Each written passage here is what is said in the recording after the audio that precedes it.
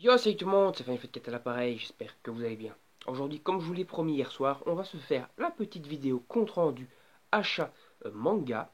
Donc on va faire ça. Après, j'ai vu dans l'un de vos commentaires de la vidéo précédente qu'il y a des gens qui se demandent si je collectionne encore les jeux vidéo, etc. Alors oui, je collectionne encore les jeux vidéo, bien entendu. Je fais deux collections maintenant, c'est-à-dire manga et jeux vidéo. Pour l'instant, j'achète peut-être un petit peu moins de jeux vidéo que par le passé, parce que je me concentre un petit peu plus sur cette collection manga. Mais vous inquiétez pas, je continue encore cette collection qui est également une de mes grandes passions. Et je vous ferai peut-être encore des vidéos, jeux vidéo bien entendu, à l'avenir. Au niveau collection, j'y vais, jeux vidéo. Je suis actuellement sur de la Switch et j'ai à peu près une quinzaine de jeux. J'essaierai peut-être un de ces quatre de vous faire une vidéo présentation collection Switch, mais j'attendrai peut-être encore un peu, voire peut-être un mois ou deux, avant d'avoir au moins, on va dire, une trentaine de jeux à vous présenter sur cette console, qui est une console que j'apprécie vraiment pas mal du tout. Pour le moment, c'est quand même une console sur laquelle je joue, on va dire, le plus pour le moment.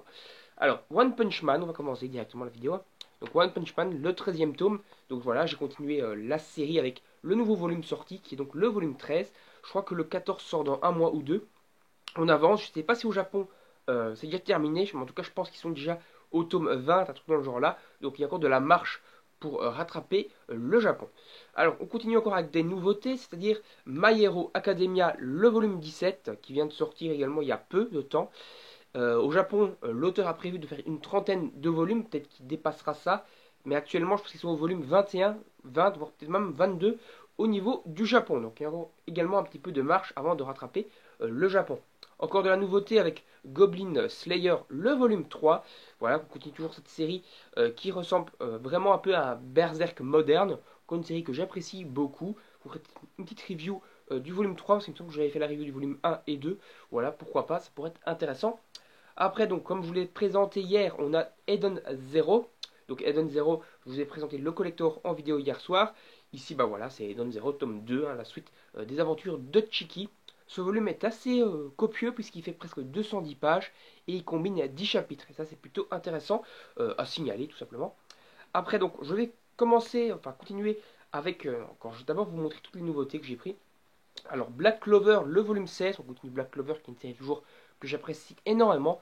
Il serait temps vraiment que je me mette à fond dans l'animé pour vous faire des reviews, surtout qu'il y a un de mes abonnés qui demande vraiment pas mal de reviews sur Black Clover. Il serait vraiment temps que je m'y mette et que surtout que je reprenne également pour cet abonné qui est assez fan de ces vidéos-là, que je reprenne tout simplement les vidéos sur Boruto parce que je suis un peu à la bourre au niveau de l'animé Boruto. Il serait temps que je m'y remette. Encore une nouveauté Dragon Quest Emblem of Roto, on va parler des héritiers de l'emblème Emblem of Roto, c'est-à-dire Emblem of Roto 2, la suite de la série Emblem of Roto qui était en 21 volumes. Ici, c'est donc, on va dire, la version 2, la suite qui se passe 25 ans après la première histoire. Et ici, il s'agit du volume 4. Il me semble qu'au Japon, ils sont déjà au volume 30, donc il y a vraiment beaucoup de marche avant de terminer cette série. Voilà, cette série que je vous conseille qui est aux éditions Mana Books qui est connu pour faire des volumes assez copieux de plus de 200 pages. Et ça, c'est aussi intéressant à signaler, ça permet d'avoir des volumes assez gros. Donc au niveau, ce qui n'est plus vraiment une nouveauté, c'est une trilogie, un manga en 3 volumes. Il s'agit de Roy et Louis. Roy et Louis, voilà, c'est une trilogie de manga fantastique, donc qui se passe dans un monde fantastique féerique, un peu à la Game of Thrones, plutôt d'après l'auteur dans un monde euh, qui ressemble un peu au monde des années 1600. Voilà, donc un peu un délire, on va dire, chevalier, mais pas vraiment chevalier, plutôt style Renaissance. Renaissance 1600 Renaissance, je ne sais plus. En tout cas, ouais, c'est plus vraiment le Moyen-Âge, c'est après le Moyen-Âge. Je crois que c'est Renaissance, la période. Voilà, donc on a les deux premiers volumes et le volume 3. Je ne sais pas encore vraiment ce que ça donne, mais d'après ce que j'ai compris, ça serait des espèces d'armes maléfiques qui prennent le contrôle de personnes. Et après, tu dois donc vaincre ces personnes qui sont possédées par ces armes maléfiques. Et puis essayer de savoir qui est responsable de l'utilisation de ces armes maléfiques pour, entre guillemets, sauver le royaume, qui est le royaume de Rems, je crois que ça s'appelle. Voilà, bon, ça a l'air plutôt pas mal. Je vous ferai peut-être une review lorsque j'aurai lu les 3 volumes de la trilogie. C'est pas une trilogie très longue, hein, c'est des volumes de 180 pages à peu près. Donc, allez, 560 pages à lire. Ça sera assez vite terminé. Alors après j'ai terminé, enfin j'ai continué la saga Last Pretender avec le volume 2, le volume 4 et le dernier volume de la série qui est le volume 5. Il me manque malheureusement le volume 3, il n'était pas disponible au magasin où je fais toujours mes achats manga, la librairie manga dans laquelle je vais tout le temps. Et donc j'attends qu'il soit tout simplement disponible et je le reprendrai. Et du coup, quand j'aurai en fait tout simplement tous les mangas Last Pretender, les 5 volumes, je les lirai d'un coup, d'une traite. Et j'essayerai de vous faire une review globale de cette saga, qui est donc une saga assez courte, puisqu'elle fait en tout 5 volumes.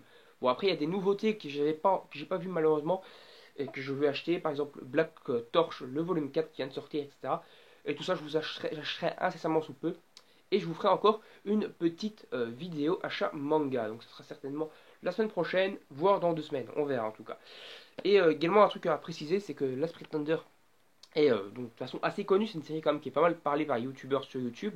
Et ce qui est plutôt très intéressant, c'est qu'ici on a carrément eu un petit message de Togashi. Togashi qui est l'auteur de Hunter x Hunter. Donc voilà, c'est quand même un manga très connu. Et il dit que ce manga arrive à jouer habilement avec les codes. Ça me fait peur. Et pour moi, faire peur est le plus beau des compliments. Voilà.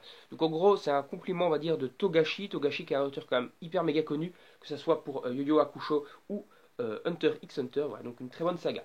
Donc donnez-moi votre avis sur ces achats manga dans les commentaires. Donnez-moi votre avis sur la vidéo en règle générale. N'hésitez pas à liker et partager la vidéo sur vos réseaux sociaux, à vous abonner à la chaîne et à activer la petite cloche pour ne rien manquer. Moi je vous dis salut, à la prochaine. On se retrouve pour des prochaines vidéos, que ce soit des mangas, des jeux vidéo, des animés, des présentations achats, présentations collections, etc. Tout ce qu'il y a sur la chaîne. Bye bye tout le monde, à la prochaine.